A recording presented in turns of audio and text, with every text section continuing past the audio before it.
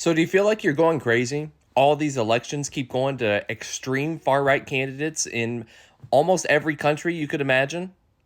Hold on. This is Argentina's chainsaw candidate, and he's just won the country's runoff presidential election, according to provisional results. Javier Milei, a right-wing candidate known for his rally appearances with a chainsaw, has been likened in his populism to former US President Donald Trump. The chainsaw is said to symbolize his promises to drastically cut government expenses and get rid of public subsidies. The former TV pundit entered the race as a political outsider and led an anti-establishment campaign where he promised to break up with the status quo. He's made the radical proposal to dollarize Argentina, claiming it will fix the country's sky-high inflation. Wow. It's not a new approach in Latin America, but untested in a country as big as Far-right Geert Wilders, who was once banned from Britain for being too extreme, has won a monster victory in yesterday's Dutch general election. The Dutch Trump has built a career from his self-appointed mission to stop an Islamic invasion. No Quran at all. In Holland, at least. The 60-year-old is anti-EU and wants a vote on a Nexit and vowed to tackle the tsunami of asylum seekers. The result puts Wilders in line to lead talks to form a new ruling coalition and possibly become the country's first hard-right prime minister. Most recently, it's been Argentina and the Dutch election that have went to far-right extreme candidates, but this has been happening all over the globe, and would you like to know why? It's what I've been talking about on here for like fucking 2 years now. AI. AI is being used to influence entire fucking societies. In the world of politics, image is king. It's all people see and vote for. So what do you do if you want to portray yourself as a Soviet icon or even a cuddly lion? You turn to artificial intelligence. It's happening in Argentina. The country is going to polls on Sunday, and it's being called the world's first AI election. Why? Because of the two top contenders and their love for artificial intelligence. There are AI-generated posters. There are AI-generated campaign videos. There are deep fakes too. Because who needs human creativity when algorithms can create the perfect political masterpieces? But while Argentinian polls have become a testing ground for AI, not everyone is happy about it. Our next report tells you why. A revolutionary trend is sweeping through Argentina, and it's affecting its campaign posters. Argentina is going to polls soon. On one side, there's Javier Milei, a far-right populist leader. And on the other is Sergio Massa, the main unity candidate. The two have very little in common, except one thing. They're both using artificial intelligence to power their campaigns.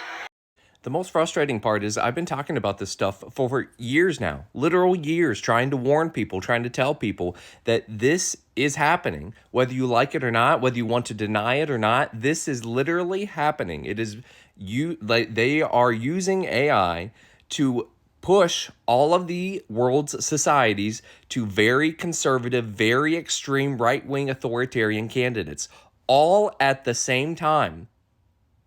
Why? Because those parties reinforce and keep safe the billionaires, the rich, the corporations, the people in charge. And who can afford to use this type of technology to influence literal entire societies? The rich. Wake the fuck up. Back when I was doing research on Cambridge Analytica, we found out that they at least, at minimum, this was back in 2016. Wake up, it's fucking 2023 now. That they had influenced at least a minimum of 200 plus elections across the entire fucking globe. And this company didn't go away.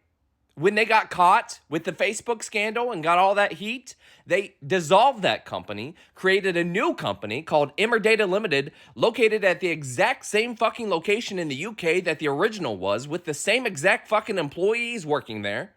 And then when they started getting heat, guess what? Everyone branched off. It's like a fucking hydra. You cut off one head, two more motherfuckers pop out. But it sure is fucking funny when I was doing my fucking research, every single one of these elections, every single one went to a far-right, authoritarian, extreme candidate. And you wonder what the fuck is going to happen in 2024. You wonder. Until you all just annihilate Congress until they put protections in place where this shit can't be used in elections, our elections will go the exact same fucking route. I promise you. I promise you. One thing I want everyone to be very conscious and aware of, always going forward from now on in your lives, is anytime a new technology is discovered and given to regular, everyday people, right? The rich, corporations, governments, and militaries have had that shit for literal decades. Decades. Let me repeat that. Fucking decades before we've ever even found out about it. So what the fuck do you think they've been doing with artificial intelligence? Sit and think for a minute. Have you ever pictured a future where Germany, 1940s Germany, right, had artificial intelligence where they could influence entire societies because everyone was interconnected? Have you ever pictured that, where they are in total control and they control all of reality because they control artificial intelligence, which then can be used to influence anyone to think or do anything they want, basically? You think I'm exaggerating. I am not. That is not an exaggeration. I give it not even 2 decades before you really, really start to see some crazy shit. Like if this isn't crazy enough for you right now, just wait. Just wait. Sit back, do nothing. Just wait. It'll happen. And what's even more frustrating is the people that you point this out to on the right, that, look, the right is using this technology. They're like, Democrats have been using that for years. Really, dumb fuck? Tell me how Democrats are affording to use that technology. Tell me how Democrats all work together enough to use that technology. And if the rich and militaries had that technology decades before we've even began to have access to it, who the fuck do you think they gave that technology to? Who the fuck do you think they gave that access to? Who the fuck do you think Cambridge Analytica, Emmer Data Limited, and all the little subsidiaries that they've now created doing the same exact influencing with artificial intelligence, who the fuck do you think they're influencing elections for? This is fucking me up. Throughout history, disciplined armies easily routed disorganized hordes, and unified elites dominated the disorderly masses. In 1914, for example, 3 million Russian noblemen, officials, and business people lorded it over 180 million peasants and workers. The Russian elite knew how to cooperate in defense of its own common interests, whereas the 180 million commoners were incapable of effective mobilization. Indeed, much of the elite's efforts focused on ensuring that 180 million people at the bottom would never learn to cooperate.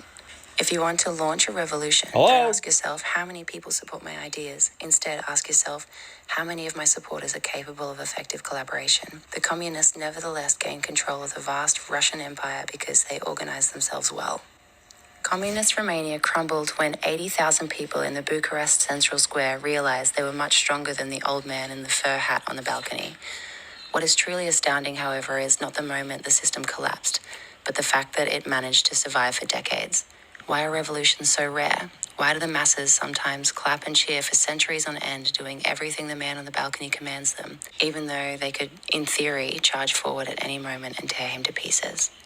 If you want to know more about this topic, please go to YouTube. Please watch a documentary on there called Data and Disinformation, Investigating Cambridge Analytica. It does some of the best coverage I've ever seen on this topic, showing how powerful it is in elections and how also they're using it in religious organizations to lead religious groups astray. Please go watch it. Please share this video. Please like, comment, save, everything. Spread this. Knowledge is power.